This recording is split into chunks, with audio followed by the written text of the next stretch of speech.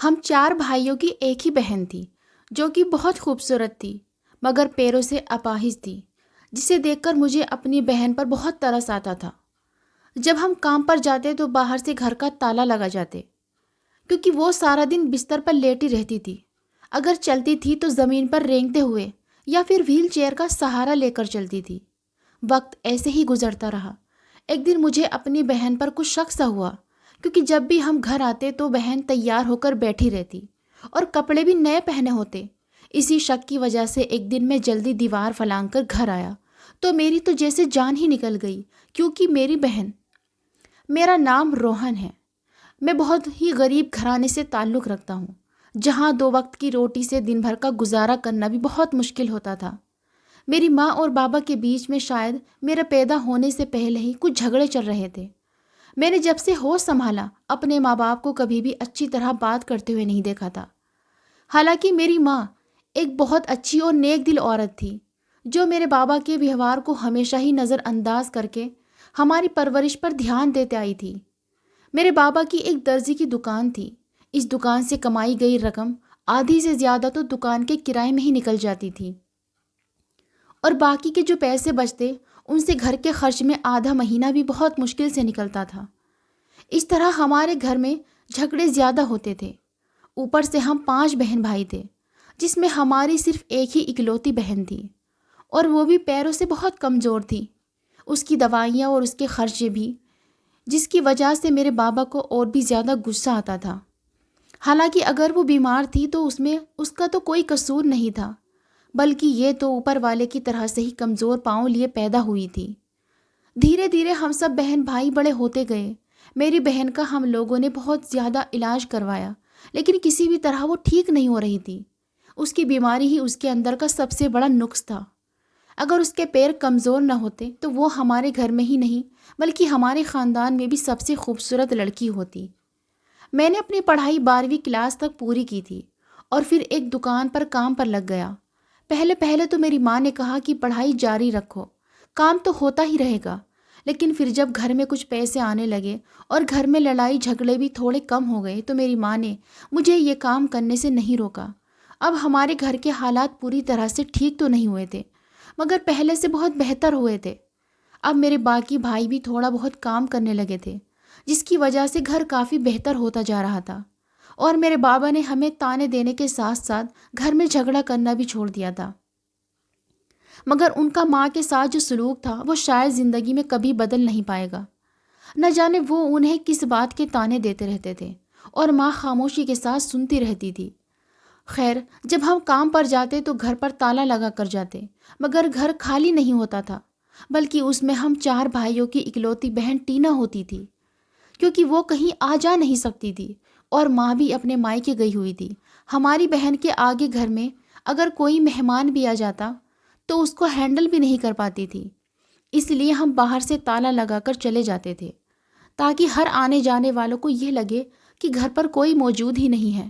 لیکن مجھے اپنی بہن پر بہت ترس بھی آتا تھا، کیونکہ جب ہم باہر جاتے تو وہ گھر میں اکیلے ہی رہتی تھی، اور کیونکہ وہ پیروں سے کمزور تھی تو سارا دن ایک ہی چارپائی پر پڑی رہتی تھی۔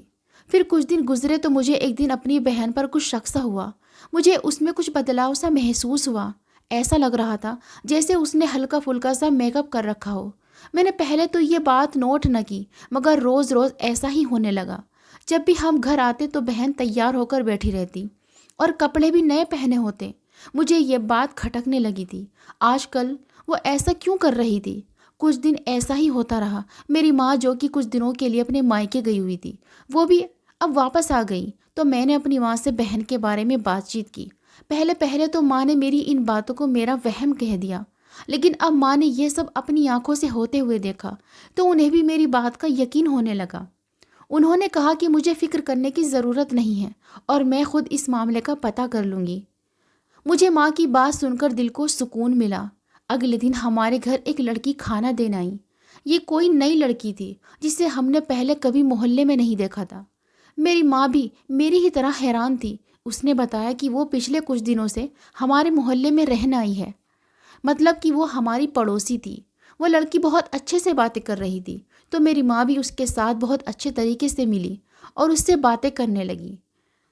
میری ماں کے دلاسا دینے پر میرے دل کو سکون تو ہو گیا تھا، مگر میری بہن کی حرکتیں ابھی جاری تھی۔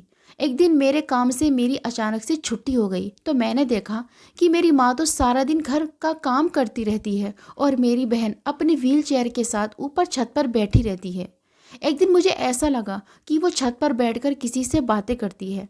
کبھی کبھی جب میں نیچے کمرے میں بیٹھا ہوتا تو مجھے ایسا لگتا جیسے اوپر کوئی باتیں کر رہا ہے۔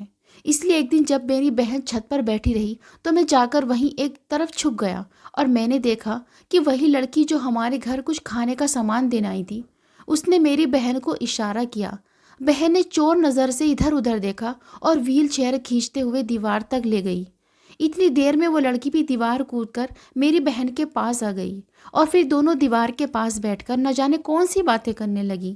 ان دونوں کی آواز بہت آہستہ سے آ رہی تھی۔ میرے خیال سے انہیں شاید شک ہو گیا تھا کہ میں چھت پر ہی ہوں۔ میں خود کو کوسنے لگا کہ میں ویسے ہی اپنی بہن پر شک کر رہا تھا، حالانکہ اس نے تو ایک لڑکی کو اپنی دوست بنا رکھا ہے اور باتیں بھی اس سے ہی کرتی ہے۔ مگر اگلے ہی دن جب وہ لڑکی اپنے ماں باپ کے ساتھ میری بہن کا رشتہ لے کر آ گئی تو میں حیران رہ گیا۔ میری ماں بھی حیرت سے کچھ دیر تک تو کچھ بول ہی نہیں پائی۔ خیر، ہم نے ان کی آؤ بھگت کرنے کے لیے ان کو ایک کمرے میں بٹھا لیا۔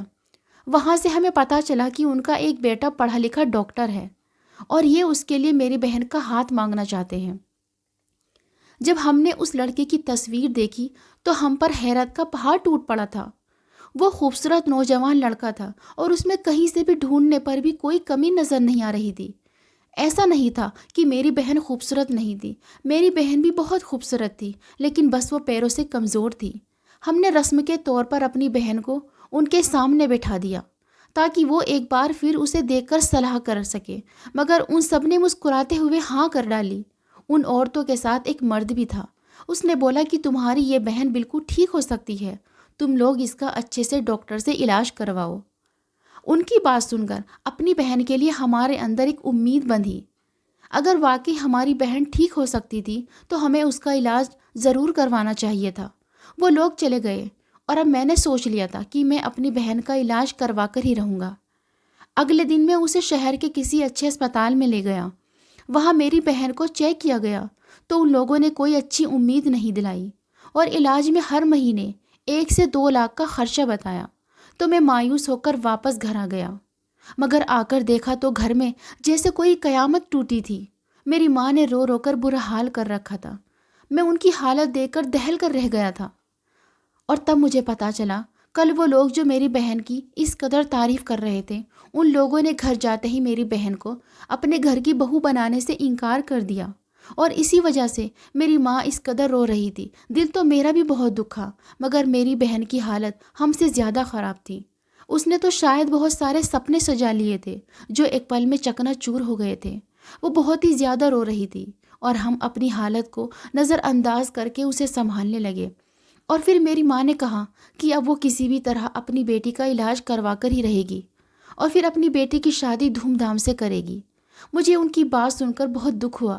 بھلے ہی ہمارے حالات بہتر ہو گئے تھے، مگر اتنے بھی بہتر نہیں ہوئے تھے کہ ہم ایک مہینے میں 1 سے 2 لاکھ کے خرچے کا علاج کر سکیں۔ جب میری بہن کی حالت کچھ سنبھلی تو میں نے اپنی ماں سے اس بارے میں بات کی تو انہوں نے کہا کہ مجھے فکر کرنے کی ضرورت نہیں ہے۔ وہ ایک ایسے انسان کو جانتی ہے جو بہت اچھا ڈاکٹر ہے اور کئی لڑکیوں اور مردوں نے اس سے علاج کروایا بھی ہے، اور وہ بھی ایسے ہی لوگ تھے جن کو ڈاکٹر نے کہا تھا کہ وہ کبھی ٹھیک نہیں ہو سکتے۔ میری ماں کی بات سن کر مجھے بھی کچھ سکون مل گیا۔ اگلے دن میری ماں میری بہن کو لے کر ان کے پاس چلی گئی۔ میری ماں جب ڈاکٹر کے پاس سے واپس آئی تو اس کے چہرے پر خوشی بھی تھی اور اداسی بھی۔ ماں نے بتایا، ڈاکٹر نے بولا ہے ہماری بیٹی کے علاج کو بہت دیر ہو گئی ہے، وہ ٹھیک بھی ہو سکتی ہے اور یا پھر شاید وہ کبھی ٹھیک ہی نہ ہو پائے۔ ان کی بات سن کر میرا دل دہل کر رہ گیا، مگر یہ بات سن کر کچھ سکون بھی آ گیا۔ انہوں نے میری ماں کو ایک طریقہ بتایا تھا جس کو کرنے کے بعد میری بہن کے پیروں میں جان آ جائے گی۔ یہ کام 3 مہینے تک کرنا تھا۔ اگر یہ سب کرنے سے بھی ہماری بہن کے پیروں میں جان نہ آئی تو اس کا مطلب یہی ہے کہ شاید میری بہن کبھی ٹھیک نہیں ہو پائے گی۔ اب میری ماں نے ایک کام کرنا شروع کر دیا۔ وہ روز میری بہن کے پیروں پر تیل لگا کر ململ کا کپڑا لپیٹ دیتی اور دن میں بس کچھ وقت کے لیے ہی کھولتی میری بہن کو ٹھیک کرنے کے لیے میری ماں روزانہ یہ کام کرتی تھی۔ میرے بابا آتے جاتے بڑبڑاتے تھے اور کہتے کہ یہ سب بھی بیکار ہو جائے گا، کل بھی اس پر ہم نے اپنا پیسہ برباد کیا تھا اور آج بھی اس بیمار اپاہج پر ہم اپنا پیسہ برباد ہی کر رہے ہیں۔ کبھی کبھی تو مجھے اپنے بابا پر بہت زیادہ غصہ آتا تھا، آخر ان کو اپنی اولاد کی فکر کیوں نہیں دی۔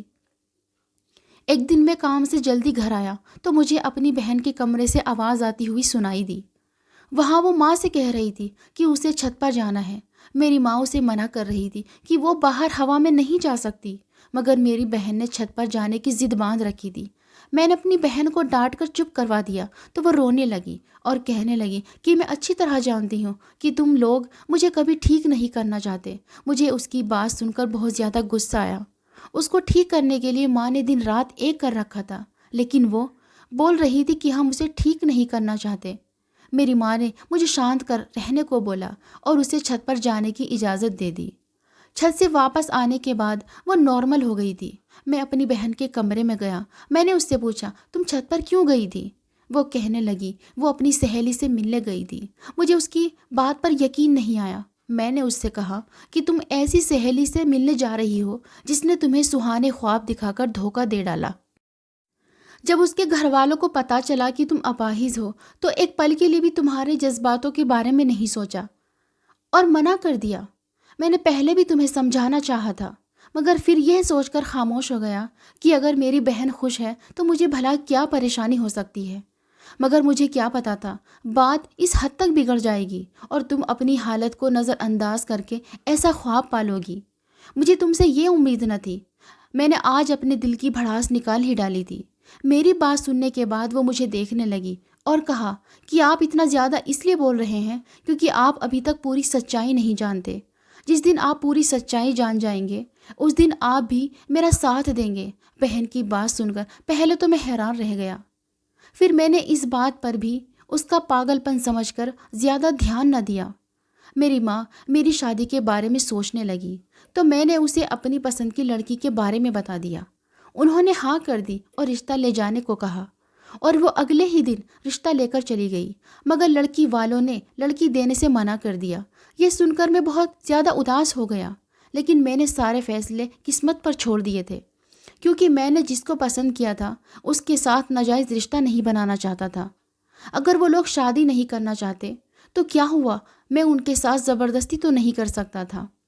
لیکن اگلے دن ہی میری ماں اور بابا کے بیچ ہوتی لڑائی نے مجھے شک میں ڈال دیا۔ ہمیشہ کی طرح میری ماں رو رہی تھی اور میرے بابا چیخ رہے تھے، مگر اس بار میرے بابا کے شبدوں نے مجھے حیران کر دیا۔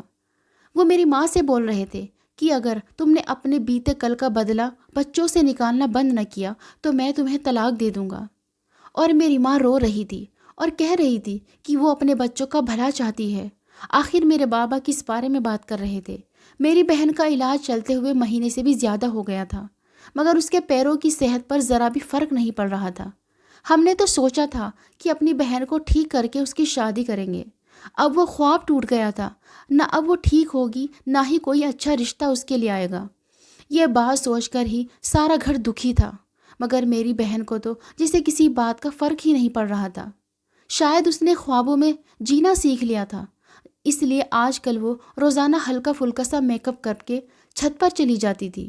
ایک دن بازار جاتے ہوئے مجھے وہ لڑکی مل گئی جس کو میں پسند کرتا تھا۔ اس کو دیکھ کر مجھے وہ دن یاد آیا جب ماں نے آ کر بتایا کہ ان لوگوں نے رشتہ دینے سے فوراً منع کر دیا ہے۔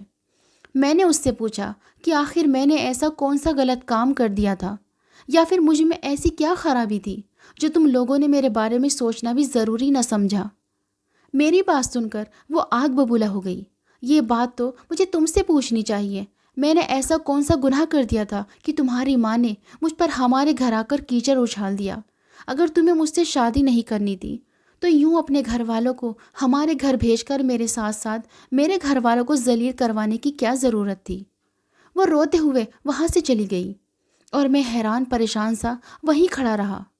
مجھے بالکل بھی یقین نہیں آ رہا تھا، ایسا لگ رہا تھا میں کوئی خواب دیکھ رہا ہوں۔ میں گھر آیا اور خاموشی سے بنا کچھ کھائے سو گیا۔ رات کو میری ماں میرے پاس آئی اور بولی، تمہاری وجہ سے میں نے بھی ابھی تک کھانا نہیں کھایا، بیٹا کھانا کھا لو۔ ماں کا اتنا لاڈ دیکھ کر مجھے اپنی ماں پر بہت پیار آیا۔ مجھے سمجھ آ گیا تھا ضرور وہ لڑکی جھوٹ بول رہی ہے۔ میں نے اپنی ماں سے پوچھا کہ ان لوگوں نے میرے ساتھ اپنی بیٹی کا رشتہ کرنے سے کیوں منع کر دیا؟ تو ماں نے کہا کہ ان لوگوں نے بولا ہے آپ کے بیٹے کا کوئی اپنا بزنس نہیں اور زیادہ پڑھا لکھا بھی نہیں ہے، الگ گھر میں بھی نہیں رہتا، کسی اور بہن بھائی کی شادی بھی نہیں ہوئی ہے، ان کی بیٹی آئے گی تو وہ گھر کے کام کر کر کے ہی مر جائے گی۔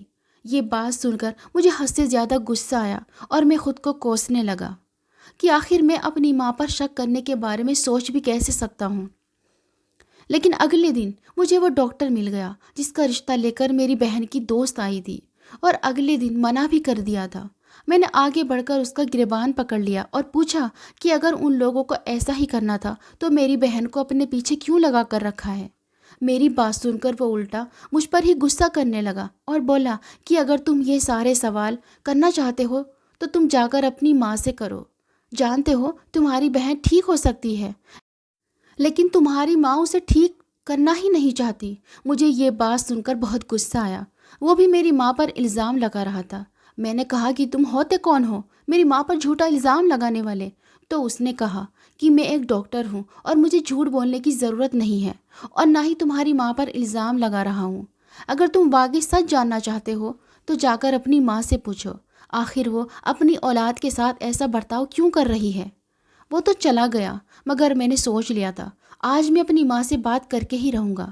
جب میں گھر گیا تو میری بہن کی میری ماں سے لڑائی ہو رہی تھی۔ مجھے دیکھ کر میری ماں میرے پاس آئی اور بولنے لگی کہ اب میں ہی اپنی بہن کو سمجھاؤں، نہ جانے اس لڑکے کے عشق کا کون سا بھوت اس کے سر پر سوار ہو گیا ہے، اب اس کو ہم لوگ سب غلط لگنے لگے ہیں۔ میں نے ان سے کہا کہ آپ یہ سب کیوں کر رہی ہیں؟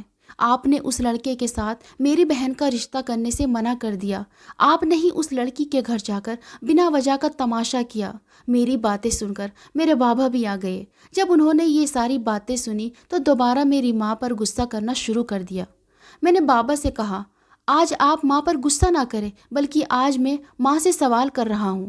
ماں، میں بہت کچھ جان گیا ہوں، اس لڑکی نے مجھے بتا دیا ہے کہ آپ اس کے گھر رشتہ لے جانے کی بجائے اس کا تماشا بنا کر آئی ہیں، اور جس لڑکے کا ہماری بہن کے لیے رشتہ آیا تھا ان کو بھی آپ نے منع کیا تھا، اور اب اس نے مجھے یہ بھی بتا دیا کہ میری بہن ٹھیک بھی ہو سکتی ہے مگر آپ خود اسے ٹھیک نہیں کروانا چاہتے۔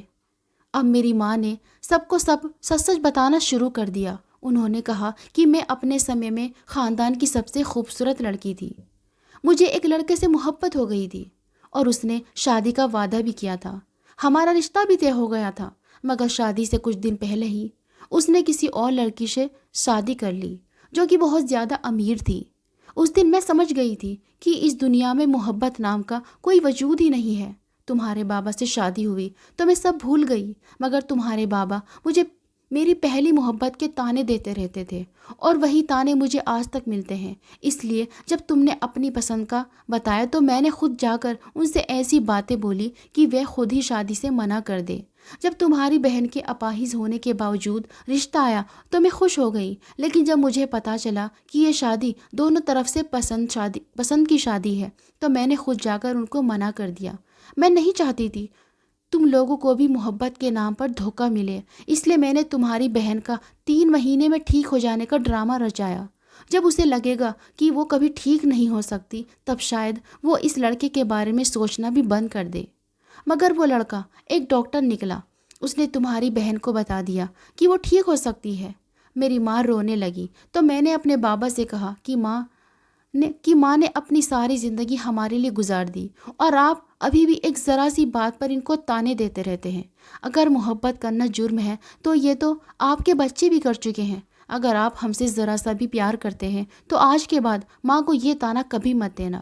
پہلے تو بابا کا ویوہار کچھ دن ٹھیک رہا اور کچھ دن بگڑ جاتا، برسوں کی عادت بھی بھلا ایسے کیسے جاتی، مگر پھر بابا ٹھیک ہوتے گئے اور میری ماں نے میری بہن کا رشتہ ان لوگوں کو دے دیا اور اپنی غلطی کی معافی مانگ لی۔ اب میری بہن کا علاج ہو رہا تھا اور وہ چلنے بھی لگی تھی، جبکہ جس کو میں پسند کرتا تھا اس کی شادی کہیں اور طے ہو گئی تھی۔ بھلا وہ ماں باپ کے گھر بیٹی کی بدنامی ہونے کے بعد اس کی وہاں کیسے شادی کر دیتے؟ مگر میری بہن کی زندگی سنور گئی تھی اور گھر کے ماحول بھی سکون آ گیا تھا۔ اگر آپ کو ہماری آج کی کہانی پسند آئی ہو تو اسے لائک کرے اور اپنے دوستوں کے ساتھ شیئر کرے، اور ہاں، آپ نے ابھی تک ہمارا چینل سبسکرائب نہیں کیا تو ضرور کرے۔